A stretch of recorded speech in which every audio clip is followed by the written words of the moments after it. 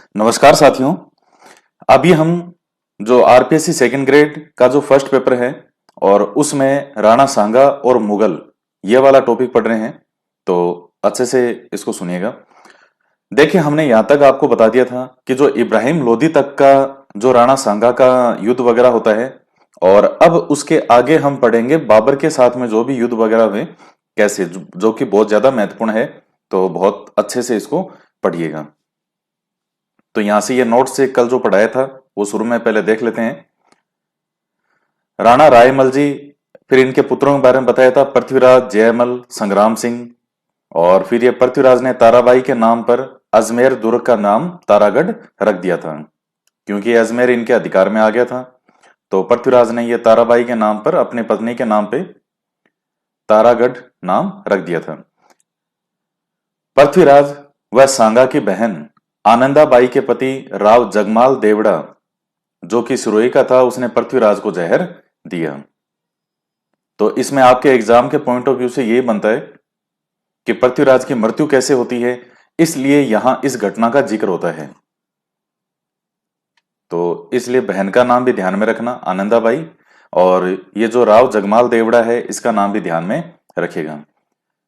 रायमल ने मेवाड़ में राम, शंकर और समया संकट नामक 3 तालाबों का निर्माण करवाया था। अब ये फैक्ट है तो ध्यान में रख लेना इसको, कि ये जो रायमल है इसने 3 तालाबों का निर्माण करवाया था, राम, शंकर और समया संकट के नाम से।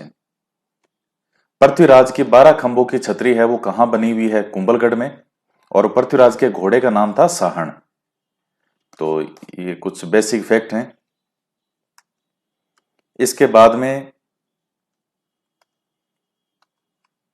राणा सांगा के बारे में 1509 से 1528 ज्योतिषी द्वारा भविष्यवाणी होती है।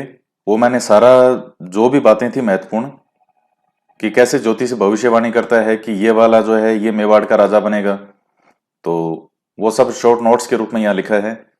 भीमल गांव की चारण जाति की पुजारिन, तो इन्होंने भी ये कहा कि सांगा ही राणा बनेगा। सांगा के बारे में कुछ फैक्ट हैं। 12 अप्रैल 1482 को राणा सांगा का जन्म होता है। और राज तिलक कब होता है? 24 मई 1509 को। तो ये दोनों ही आपको ध्यान में रखनी है, और डेट भी ध्यान में रखेगा तो बहुत अच्छी बात है, क्योंकि आपसे पूछ सकता है। सांगा और महाराणा प्रताप, ये 2 ऐसे शासक हैं कि जिनकी अगर कोई डेट भी कहीं लिखी हुई है तो वो भी आपसे पूछ सकता है। तो 12 अप्रैल 1482 को राणा सांगा का जन्म है, और राज तिलक जो होगा वो 24 मई 1509 को होगा। तो राणा सांगा का आप देखिए कि राज तिलक कब हुआ था, यानी कितने वर्ष की आयु में हुआ?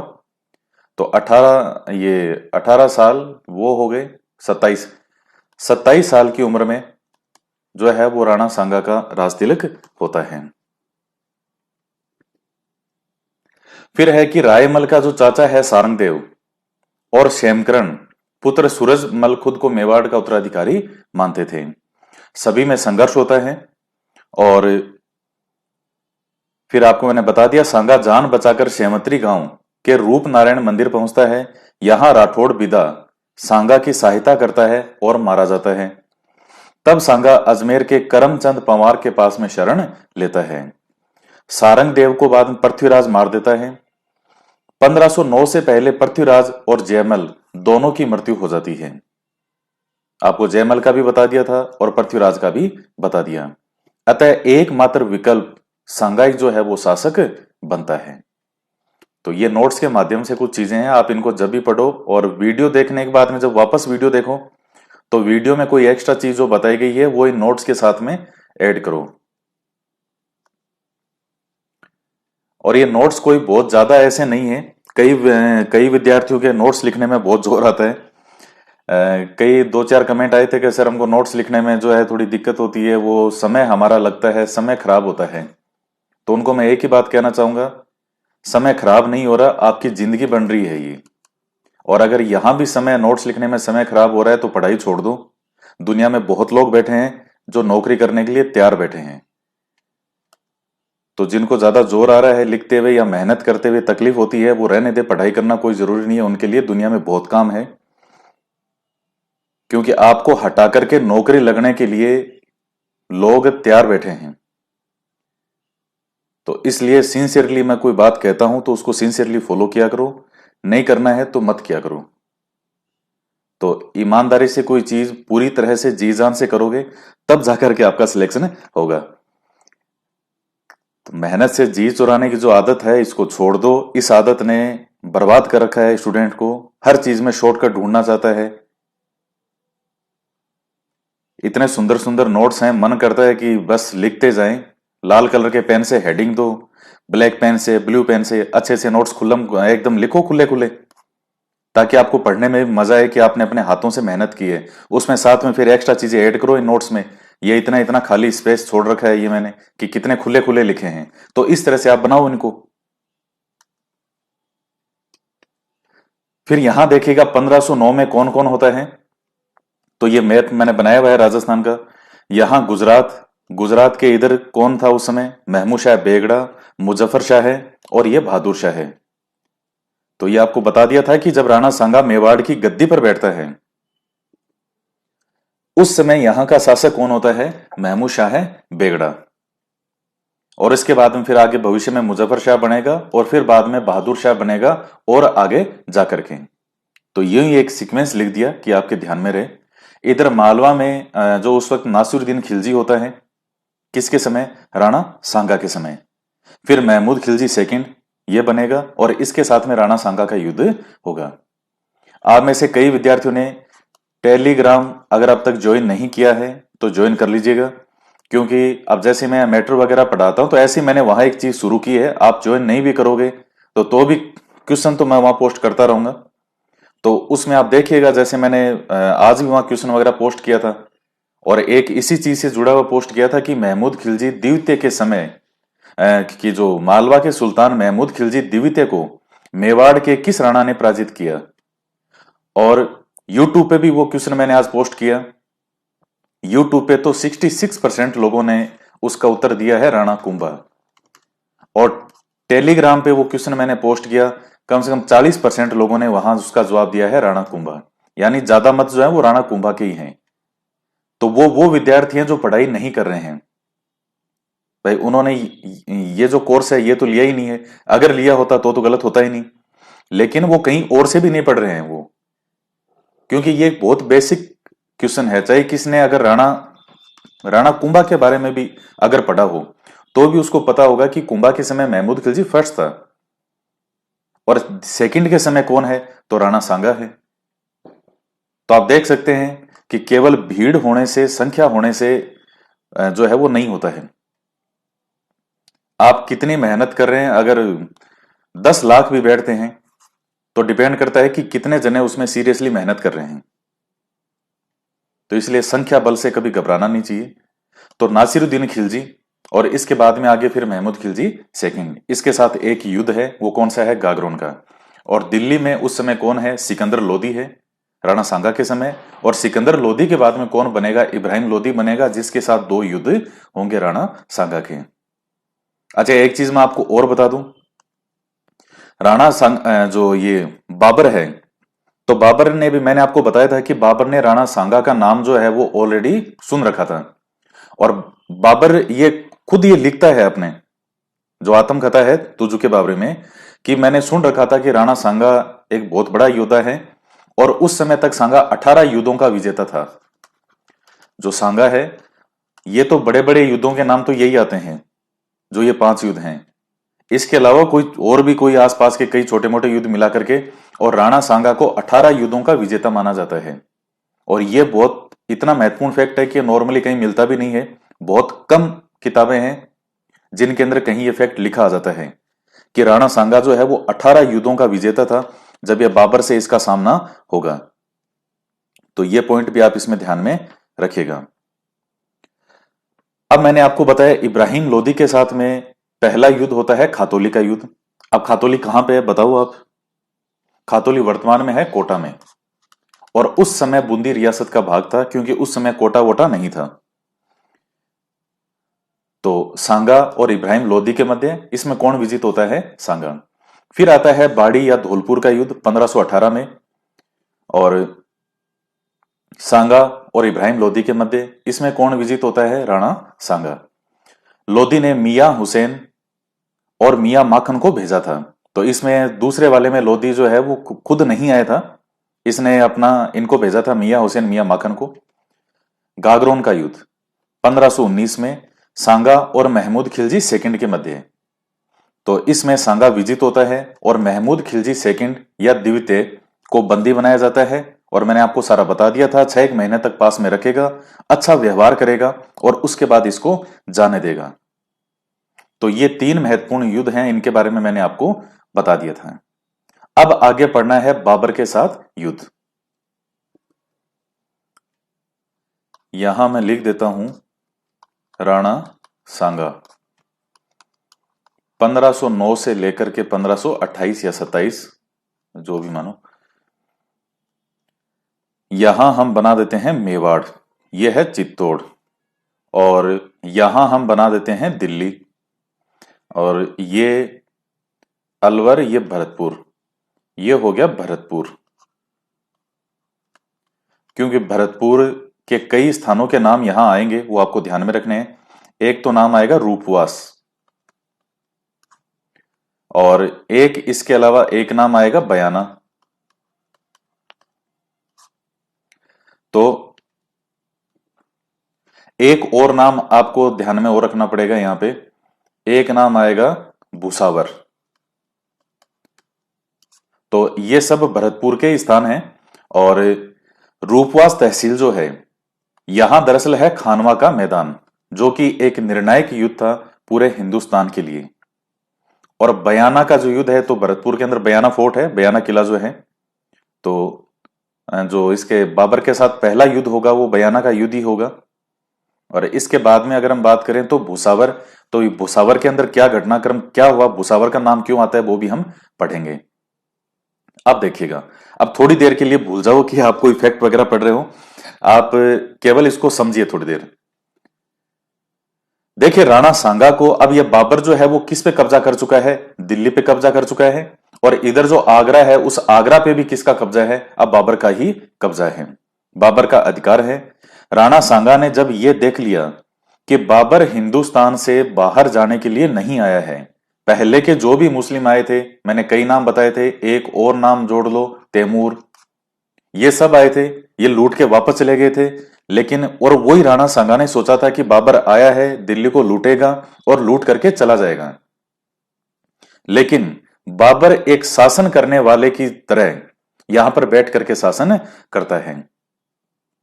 और अब यहां ये जो बयाना दुर्ग है, जो कि राणा सांगा के अधिकार में था, बाबर ने इस बयाना दुर्ग पर भी अधिकार कर लिया। तब राणा सांगा की आंखें खुली कि यह तो मामला सारा ही गड़बड़ हो गया। तब पहला जो यहां पर युद्ध होगा वो होगा 16 फरवरी 1527 को, जिस युद्ध को कहते हैं बयाना का युद्ध। और बयाना भरतपुर में है, किस किस के बीच में, वही राणा सांगा और सामने बाबर की सेना के मध्य। अब बाबर यहां पर है नहीं खुद, इसका जो बनई वगैरह था, जो ये इसका बाबर का मेहंदी ख्वाजार, ये 2-4 और थे, तो उनको इसने यहां पर भेज रखा था कि भाई आप जाकर के कब्जा करने के लिए जगह पे यहां पर बयाना पे बिठा रखा था। तो राणा सांगा को जब ये चीज पता चलती है कि बयाना दुर्ग तक अधिकार कर लिया है, तब राणा सांगा यहां पर आक्रमण करेगा और यहां से इनको बड़ी बुरी तरह भिगो भिगो के मारा। बाबर खुद अपनी आत्मकथा में लिखता है कि मेरे सैनिक बयाना दुर्ग से बुरी तरह जो अपनी जान बचाकर भागे और हतोत्साहित हो गए थे, क्योंकि राणा सांगा के सैनिकों ने बहुत बुरा मारा इनको। यहां से पिटते हुए रोते हुए वापस गई है। तो बयाना दुर्ग के अंदर जो बयाना का युद्ध होता है, इसमें किसकी विजय होती है, राणा सांगा की विजय होती है। आप खुद यहां एक चीज देखिएगा, मैंने जो आपको पानीपत का युद्ध बताया था, कब हुआ था, 1526 में, और वो भी अप्रैल के आसपास का समय है उसका, 20 अप्रैल के आसपास का समय माना जाता है। 1526 अप्रैल के अंदर युद्ध हुआ था पानीपत का। समय आ चुका है 16 फरवरी 1527।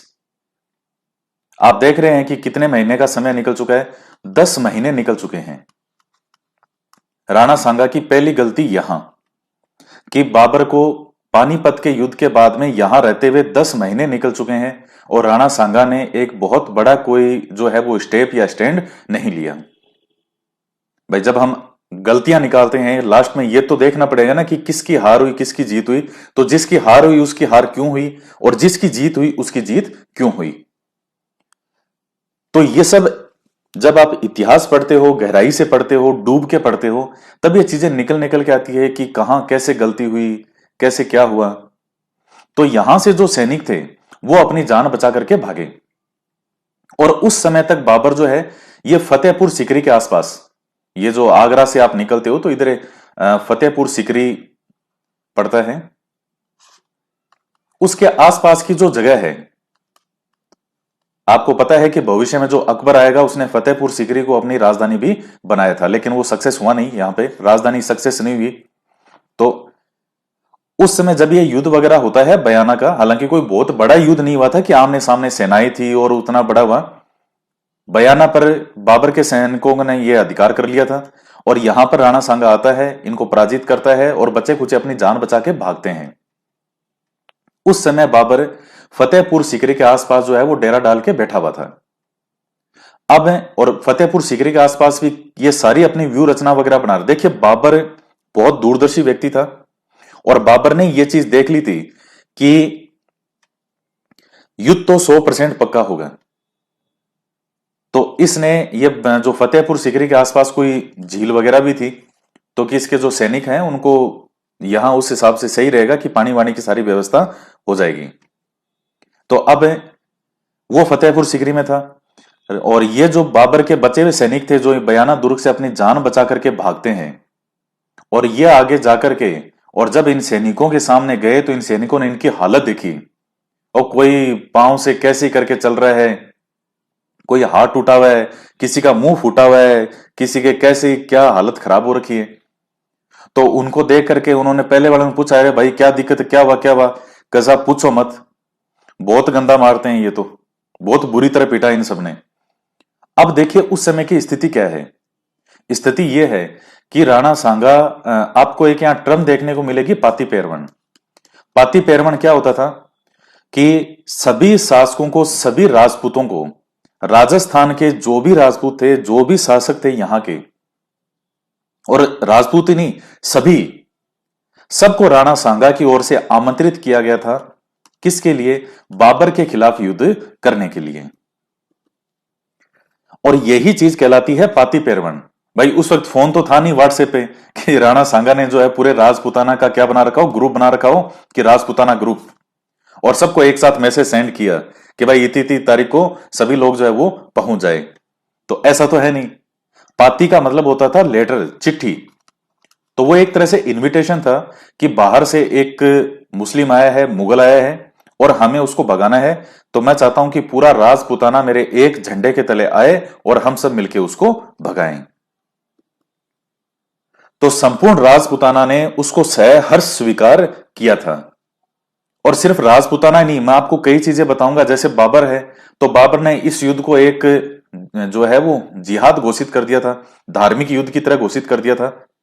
जबकि यहां राणा सांगा का आप देखिएगा, राणा सांगा का जो सेनापति है खानवा के युद्ध में, वो कौन है? हसन खां मेवाती, जो कि मुस्लिम है अलवर से। और इब्राहिम लोदी का भाई था छोटा महमूद लोदी, वो भी 10,000 सैनिकों के साथ में राणा सांगा की सहायता करने के लिए आता है। और चूंकि वो तो आएगा ही, क्योंकि उसका जो भाई था इब्राहिम लोदी, उसको तो मार दिया था इसने युद्ध भूमि में बाबर ने। और ऐसा कहते हैं कि हसन खां मेवाती, ये जो अलवर का सरदार था हसन खां मेवाती, तो बाबर ने इस हसन खां मेवाती को अपनी तरफ मिलाने का प्रयास किया था कि भाई हम मुसलमान हैं, हमारा एक ही अल्लाह है, एक ही धर्म है। तो हसन खां मेवाती ने कहा था, भाई देख सुन मेरी बातें, ये तेरी बातें तेरे ही सैनिकों पे असर करेगी, मेरे पे असर नहीं कर सकती। मेरे पूर्वज हिंदू थे, यहीं रहने वाला हूं, इसी मिट्टी का खाने वाला हूं, और इसी मिट्टी में जीऊंगा और इसी मिट्टी में दफन होऊंगा। तो ये जो तेरा भाषण है, ये जो मोटिवेशन वाला भाषण है, ये मेरे पे काम नहीं करेगा, ये तो अपने सैनिकों को इन बातों में घोलना। बाबर ने कहा यार ये तो मानता ही नहीं, ये तो क्या मैं मानने वाला नहीं हूं। तो इस तरह से बाबर ने कई चीजें इस तरह करने की कोशिश की थी, लेकिन राणा सांगा का मैंने आपको बता दिया। इन राणा सांगा के जो भी इस राजपुताना में थे, उनके मन में राणा सांगा के लिए बहुत आस्था थी, बहुत सम्मान था, और दिल से सम्मान था। एक व्यक्ति का नाम जरूर आता है, उसके बारे में कहते हैं कि उसने राणा सांगा को धोखा दिया था, सलहदी तंवर का। तो सलहदी तंवर के लिए कहते हैं कि इसने राणा सांगा को धोखा दे दिया था। बाबर और राणा सांगा के बीच में जो एक मुख्य वार्ताकार था वो था सलहदी तंवर। तो कुछ आप देखिए अलग अलग बातें आती है, कई ऐसा कहते हैं कि सलहदी तंवर है, पहले इसने बात करने की कोशिश की आपस में, तो बाबर जो है वो संधि करने के लिए मान गया था। और अभी मैं आगे और बताऊंगा, बाबर उस समय संधि करने के लिए मान गया था, और राणा सांगा है उसने भी पहले बोला था ठीक है मैं संधि कर लूंगा, मुझे कोई दिक्कत नहीं है, दिल्ली आगरा इसी का ये शासन करे। लेकिन फिर कहते हैं कि राणा सांगा ने मना कर दिया। क्यों?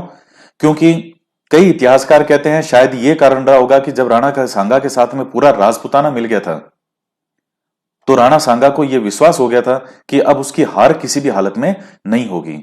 एक तरफ कहां इतनी बड़ी सेना, पूरा राजपुताना एक, और यहां फिर एक तरफ ये बाबर की सेना। तो इसलिए राणा सांगा ने जो है वो मना कर दिया था संधि करने से। और आगे मैं आपको बताऊंगा कि जब बयाना युद्ध के बाद में राणा सांगा ने, ये बाबर ने खानवा के मैदान में जब आकर के पहले बैठ गया और 1 महीने तक पूरा युद्ध की तैयारियां करता रहा उसमें खानवा के मैदान में, और उस समय तक बाबर ने राणा सांगा से संधि करने का प्रयास किया था। इसने बार बार बोला था कि भाई मैं संधि करना चाहता हूं अगर तुम तैयार हो तो। और कर्नल जेम्स टोड यहां कहते हैं कि बाबर उस कंडीशन में था, उस स्थिति में था कि वो उस समय किसी भी शर्त को स्वीकार कर लेता, क्योंकि बाबर को अभी भी विश्वास नहीं था कि वो जीत जाएगा क्या। भाई जब एक तरफ तो पहले ही जब ये बयाने से भागे हुए सैनिक थे बाबर के, उन्होंने जाकर के जो सैनिक थे जो ऑलरेडी फतेहपुर सिकरी के पास, उनको जाकर के अपनी हालत बताई कि यार बड़ी बुरी तरह मारते हैं ये, तो हमारी हालत देखो क्या हुई है। और एक वैसे ही उनको पता था कि पूरा राजपुताना एक हो गया। भाई पहले तो राणा सांगा, अब ऊपर से पूरा राजपुताना, और ऊपर से फिर इनकी फूटी किस्मत कि एक ज्योतिषी था मोहम्मद शरीफ। मोहम्मद शरीफ कहां से आया हुआ था? काबुल से, अफगानिस्तान, ये बाबर के उधर से आया था ये। इसने भविष्यवाणी और कर दी थी उस समय कि बाबर के जो ग्रह नक्षत्र हैं वो युद्ध जीतने के अनुकूल नहीं है, अतः विजय में संदेह है सर कि बाबर जीतेगा या नहीं जीतेगा। बाबर के जीतने में संदेह है, बाबर के ग्रह नक्षत्र अनुकूल नहीं है।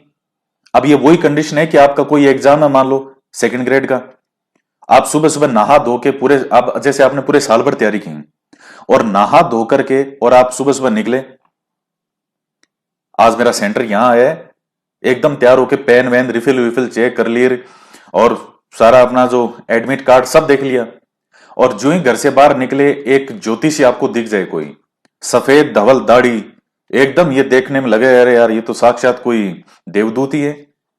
और जो ही आप, अब चूंकि मन में भय जब होता है तो इंसान भगवान को याद करता है, नहीं तो वो किसी को नहीं पूछे वो।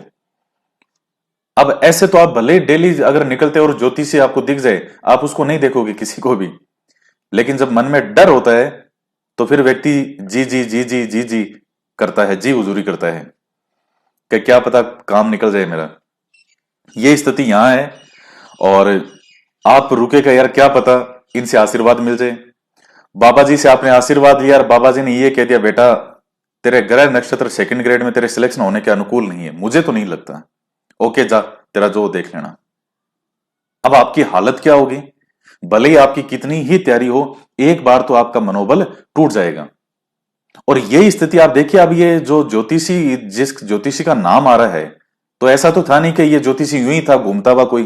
भाई जब नाम आ रहा है कि यहां का था, काबुल का एक बड़ा ज्योतिषी था, बहुत बड़ी बड़ी भविष्यवाणियां इसने पहले भी की होगी, उसमें कुछ सच भी हुई होगी, और वो यहां इनको फतेहपुर सीकरी में बाबर को यह कह रहा है कि तुम्हारे ग्रह नक्षत्र तो उल्टे लग रहे हैं मुझे। बाबर साहब हिलने वालों में से नहीं था, मतलब बहुत ज्यादा मेंटली स्ट्रांग था बाबर। और मैं आपको पहले ही बता चुका हूं, बाबर खुद कहता है जिस दिन से मैंने हिंदुस्तान के बारे में सुना था, मैं एक दिन भी मेरा ऐसा नहीं निकला जिस दिन मैंने हिंदुस्तान को जीतने के बारे में सोचा नहीं हो। मैं हमेशा सोचता था कि जिस दिन मैं हिंदुस्तान को जीतूंगा उसके बाद मैं यहां वापस कभी नहीं आऊंगा। तो बाबर को मरना मंजूर था, लेकिन वो वापस जाने को तैयार नहीं था बिना युद्ध किए बिना। और युद्ध होना जरूरी था कि ये तो होके रहेगा। और चूंकि बाबर को अभी भी ये विश्वास नहीं है कि मैं जीत जाऊंगा क्या, उसको संदेह के कई कारण है। मैंने आपको बता दिया पूरा राजपुताना एक हो चुका है, ऊपर से ये ज्योतिषी, ऊपर से बयाना से भागे हुए सैनिकों की यह हालत। और भाई दूसरे के घर में जाके युद्ध कर रहे हो आप। भाई जो ये बाबर है ये तो बाहर से आया था, और पूरा राजपुताना और ये सारा एरिया किसका है, राणा सांगा का। किसी के घर में जाकर के आप बैठे हो तो आपको वहां की क्या स्थिति है, क्या चीज है क्या नहीं है, इतनी जानकारी नहीं होती। एक अनजान जगह पे अब आपका सेंटर, मान लो आप जयपुर में बैठे हो, आपका सेंटर जयपुर में किसी जगह पे आ गया, और एक आपका सेंटर कहीं आ गया प्रतापगढ़, और प्रतापगढ़ की किसी छोटी सी जगह का नाम लिखा हुआ आ गया। अब कहां एक अनजान जगह पे आप पेपर देने जाओगे तो आप देखते हुए जाते हो यार पता नहीं कौन सी जगह है कैसा है। तो वो तो युद्ध करने के लिए आ रहा है भाई, या तो जिएगा या मरेगा। तो यहां अब स्थिति यह है, अब चूंकि बयाना युद्ध के अंदर ये कब होता है, 16 फरवरी 1527 को, और बाबर के सैनिक अपनी जान बचा के भाग जाते हैं। फतेहपुर सिकरी जाकर के हालत बताते हैं फतेहपुर सिकरी के पास कि भाई देखिए हमारी तो ये फतेहपुर सिकरी की जगह बता रहा हूं आपको, उस वक्त फतेहपुर सिकरी वाली जो जगह है वहां पर ये बाबर बैठा था अपनी सेना लेकर के। और जब उन्होंने हालत बताई तो अब जो इसके सैनिक थे, और ये जो जिसने बखान किया कि बहुत बुरी तरह मारा, उसमें एक आदमी का नाम आता है शाह मैसूर, शाह मैसूर किस्मती। ये सबसे ज्यादा रोया इनके पास जाके कि साहब देखो मेरी हालत देखो, मतलब बहुत गंदा मारते हैं ये तो इस तरह से फिर अब ये बाबर के सैनिकों में आतंक फैल जाता है, एक डर फैल जाता है। और बाबर के सैनिक अब यहां से यह सोचने लगे हमें तो वापस काबुल जाना है, हमें युद्ध नहीं करना। लेकिन बाबर का मैं आपको बता चुका हूं, बाबर कठिन परिस्थितियों में विचलित होने वाले शासकों में से नहीं था। उसने जिहाद का संदेश दिया और इस युद्ध को एक धर्म युद्ध घोषित कर दिया, और अपने धर्म का बखान करते हुए एक ओजस्वी भाषण दिया कि ये सब तो क्या है, काफिर है, और हमें अल्लाह ने, खुदा ने इन पर शासन करने के लिए बनाया है। तो इस तरह का एक उन्मादी भाषण देता है, एक इस तरह का जोशीला भाषण देता है।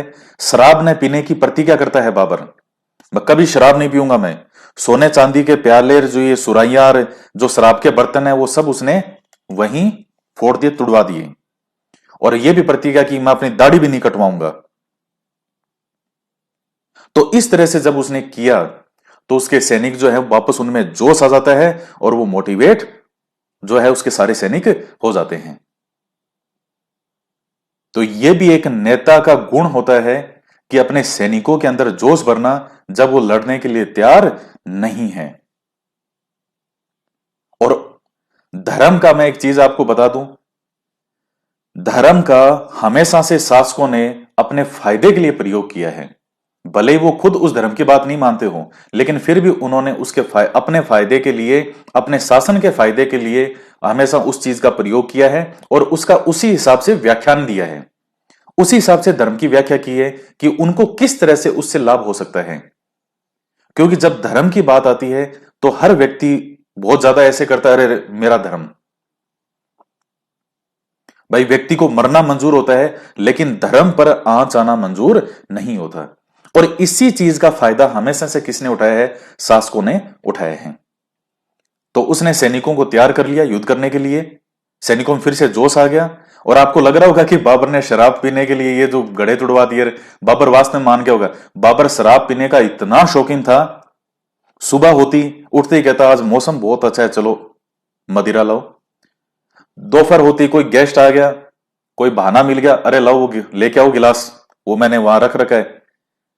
कौन सी शराब, फ्रीज में रखी हुई ठंडी बोतल। ये दुकानों पे ऐड लिखे होते हैं ठंडी बियर मिलती है यहाँ पे। ये सड़कों पे इतनी दुकानें होती है शराब की, दूध की दुकान ढूंढने से नहीं मिलेगी, शराब की दुकानें जगह जगह मिल जाती है, यहां ठंडी बियर मिलती है। तो जो ये बाबर था ये भी किसका शौकीन था, बियर कौन सी ठंडी चाहिए इसको, इतना मदिरा पीने का शौकीन था ये। और होता क्या है, युद्ध जीतने के बाद में सबसे पहले इसने जम के शराब पी। और शरीर में भी बाबर के बहुत ज्यादा ताकत थी। बाबर वैसे नहीं था कि शरीर से कोई कमजोर इस तरह से था, बाबर दो हट्टे कट्टे मजबूत सैनिकों को अपनी दोनों हाथों में बगल में दबा करके और किले की दीवार पर दौड़ जाता था।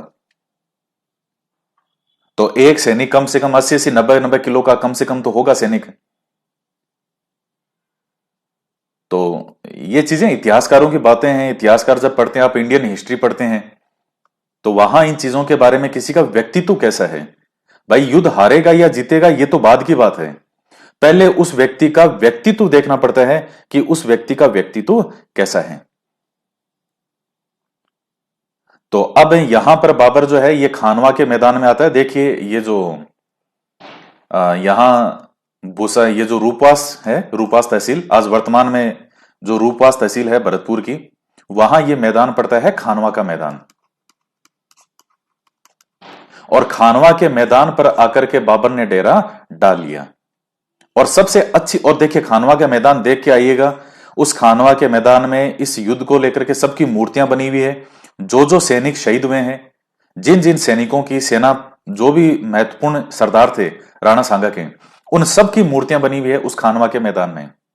और राणा सांगा की मूर्ति बनी हुई है घोड़े पर बैठे हुए की। ये देख के जरूर आएगा, अगर आपने खानवा का मैदान नहीं देखा है तो आपको वास्तव में देख के लगेगा कि आपको अंदर एक फील आ जाएगा उस खानवा के मैदान को देख के, कि जैसे आप भी युद्ध भूमि के अंदर हो और अब युद्ध होने ही वाला है। तो बाबर खानवा के मैदान में आके अपना डेरा डाल लेता है। राणा सांगा से अब दूसरी क्या गलतियां यहां कई होती है। अब राणा सांगा की गलती यह होगी कि राणा सांगा भूसावर की तरफ चला जाता है। भूसावर, ये भी इधर ही पड़ेगा, ये रूपास की तरफ इधर ये भूसावर आता है। वहां राणा सांगा ने डेरा अपना क्यों डाला, क्यों गया भूसावर की तरफ, कि दिल्ली से बाबर सामग्री को जो भी सहायता, अन्न, रोटी पानी जो भी आएगी चीजें, उनको मैं रोक दूं यहां पे, उसको आगे नहीं आने दूं। और अब वो देखिए, समय जब खराब आता है तो व्यक्ति के डिसीजन गलत पर गलत होते हैं। इतिहासकार इस चीज को राणा सांगा की बहुत बड़ी भूल बताते हैं कि चूंकि बयाना के युद्ध में इसके सैनिक बाबर के वैसे ही हार गए थे, और आगे जाकर के जब वो फतेहपुर सीकरी के पास जाते हैं, तो जब वो अपनी हालत बताते हैं, तो बाबर के जो ऑलरेडी वहां सैनिक थे, उनके मन में वैसे ही एक डर हो जाता है, और वो सोच रहे थे कि हम तो वापस जाएंगे काबुल, क्योंकि हमारी हार तो निश्चित ही है। उसी समय सांगा को 1 महीने का समय नहीं निकाल करके और तुरंत सेना लेकर के दावा बोल देना चाहिए था फतेहपुर सीकरी के पास, तो आगे ये नौबत ही नहीं आती और 100% हार होती बाबर की। लेकिन राणा सांगा भूसावर की तरफ चला गया, भूसावर की तरफ जाकर के बैठ गया कि मैं जो रसद सामग्री आ रही है उसको रोकूंगा। और बाबर आ जाता है खानवा के मैदान में, अपने सैनिकों को मोटिवेट करता है और खानवा के मैदान में आके डेरा डाल लिया और युद्ध की तैयारियां शुरू कर दी। खानवा का युद्ध कब होता है? 17 मार्च 1527 को। आप देख लीजिए, पूरा 1 महीने का समय निकल गया। 16 फरवरी को बयाना का और 17 मार्च को ये इसका खानवा का। इस 1 महीने में हुआ क्या? 1 महीने में खानवा के मैदान में जो बाबर है उसने पूरी तरह से युद्ध की तैयारी की। उस मैदान की जो सबसे अच्छी जगह थी उसका बाबर ने किया चुनाव और वहां जाकर के अपना डेरा डाला उस तरफ। और जो भी इनकी नीतियां थी, पॉलिसी थी, वो क्या थी वो सारी मैं आपको बताऊंगा। और वहां जाकर के इन्होंने इनको पूरा युद्ध की तैयारियों को करना शुरू कर दिया। तो वो क्या तैयारियां करता है, कैसे तैयारियां करता है, वो सब चीजें हम पढ़ेंगे। तो उससे पहले थोड़े से फैक्ट देख लेते हैं। बयाना का युद्ध है ये 1527 में 16 फरवरी को सांगा और बाबर के मध्य, और इसमें सांगा विजित होता है। फिर है खानवा का युद्ध 17 मार्च 1527 को भरतपुर की रूपवास तहसील, राणा सांगा और बाबर के मध्य, और इस युद्ध में बाबर विजित होगा।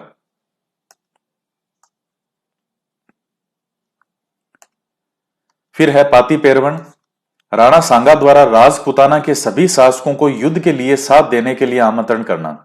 जो आमंत्रित करता है तो उसी को पाती पेरवन कहते हैं। सांगा के पक्ष में 7 राजा, 9 राव और 104 सरदार युद्ध करने के लिए आए। तो ये तो थे ही थे, इनके अंडर में जो इनकी सेना थी तो वो भी होती है। तो ये कर्नल जेम्स टोड ने कहा यहां पे कि इतने इसके दरबार में बैठते थे, ये सब आए थे। अब सहायता करने के लिए कौन आता है? जब आप राणा सांगा पढ़ते हैं तो सहायता करने वालों का नाम बहुत पूछा जाता है। हसन खां मेवाती आता है अलवर से और यह राणा सांगा का बनता है सेनापति। महमूद लोदी, ये इब्राहिम लोदी का भाई था, यह भी आता है, राणा सांगा के साथ मिलता है, सहायता करता है। मेदिनी राय ये भी था। अब रियासतों की बात करें वैसे कि कौन था, तो मारवाड़ में उस समय शासक था राव गांगा। तो राव गांगा का पुत्र होता है मालदेव। देखिए यहां क्वेश्चन की किस तरह की नेचर है उसको समझने की आवश्यकता है। कई बार यह पूछता है कि राणा सांगा का जब खानवा का युद्ध होता है तो राणा सांगा की ये उस समय राणा सांगा के समय मारवाड़ का शासक कौन था, जो इसने सहायता के लिए जो ये सेना भेजता है, तो उस समय मारवाड़ का शासक कौन था। और एक ये क्वेश्चन है कि किसके नेतृत्व में सेना आती है या सहायता के लिए कौन आया था। तो दोनों चीजों में डिफरेंस समझिएगा। मारवाड़ का शासक तो है गांगा और ये अपने बेटे मालदेव के नेतृत्व में सेना भेजता है, और गांगा के बाद में इसका बेटा भविष्य में मालदेवी शासक बनेगा। और जब राणा सांगा घायल होगा तो घायल होने के बाद में जब राणा सांगा को लोग ये बसवा लेकर के जाएंगे, दौसा में पड़ता है बसवा, तो वहां जब लेकर के जाएंगे तो ये मालदेव यही ले जाएंगे उस समय राणा सांगा को। बीकानेर में उस समय राजा होता है राव जैत सिंह, एक बहुत मजबूत शासक था जैत सिंह। ये किसको भेजता है, अपने बेटे कल्याणमल के नेतृत्व में सेना भेजता है। मारवाड़ आ गया, जोधपुर, बीकानेर आ गया। आमेर से उस वक्त आता है पृथ्वीराज कछवाहा, और यह राणा सांगा का सामंत था। ये था वहां का राजा, लेकिन फिर भी ये राणा सांगा के सामंत थे। ये मतलब उसकी अधीनता ये स्वीकार करते थे कि भाई राणा सांगा हमारा सर्वोपरि नेता है। और ये पृथ्वीराज कछवाहा जो है, ये तो राणा सांगा का इतना बड़ा फैन था, इसने अपने बेटे का नाम भी सांगा रख दिया था, पृथ्वीराज कछवाहा ने, जिसने जयपुर में कौन सी जगह बसाई, सांगानेर। तो जो जयपुर में रहते हैं यहाँ सांगानेर, आपने सुना होगा, बसें वगैरह जाती है सांगानेर से, तो वो उसी सांगा का बसाया हुआ है जो कि पृथ्वीराज कछवाहा का बेटा था। और देवलिया का रावत बाघ सिंह, तो ये भी ध्यान में रखिएगा, देवलिया का रावत बाघ सिंह। बाघ सिंह का जिक्र आगे भी आएगा जब मेवाड़ का दूसरा शाखा होगा।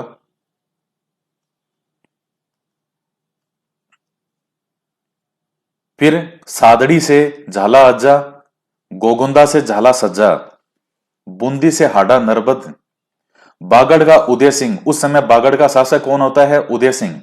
जब मैंने आपको पहले बताया था कि कीर्तिपाल चौहान जो होता है जालोर वाला, उसने मेवाड़ के सामंत सिंह को पराजित कर दिया था, तो वो दक्षिण में चला गया था बागड़, यानी ये जो बांसवाड़ा और प्रतापगढ़ वाला क्षेत्र, तो उसी सामंत सिंह का ही वंशज है ये उदय सिंह।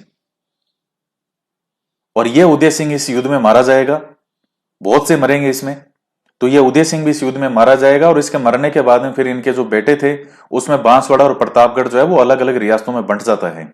तो ये थे तो यहीं का खून है इनका, ये इसी मेवाड़ से निकले हुए हैं, उसी सामंत सिंह की संतानें हैं। सिरोही का अक्षराज दुदा, मेड़ता से वीरमदेव, जगनेर से अशोक परमार। ये वही अशोक परमार है जिसको बिजोलिया की जागीर दी थी किसने, राणा सांगा ने।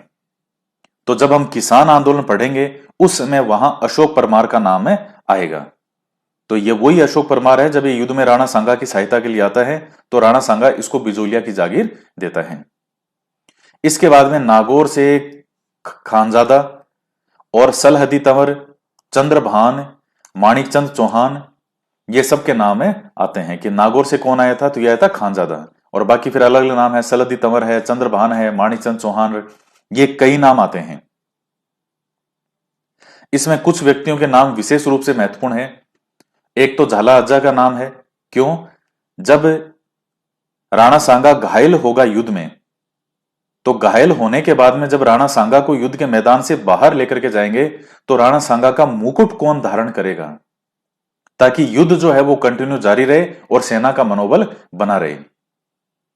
देखिए हमारे यहां क्या होता था कि राजा जब तक हाथी पर बैठे हुए दिखता नहीं था तब तक सेना युद्ध नहीं करती थी, उसको राजा दिखना चाहिए हाथी पर बैठा हुआ।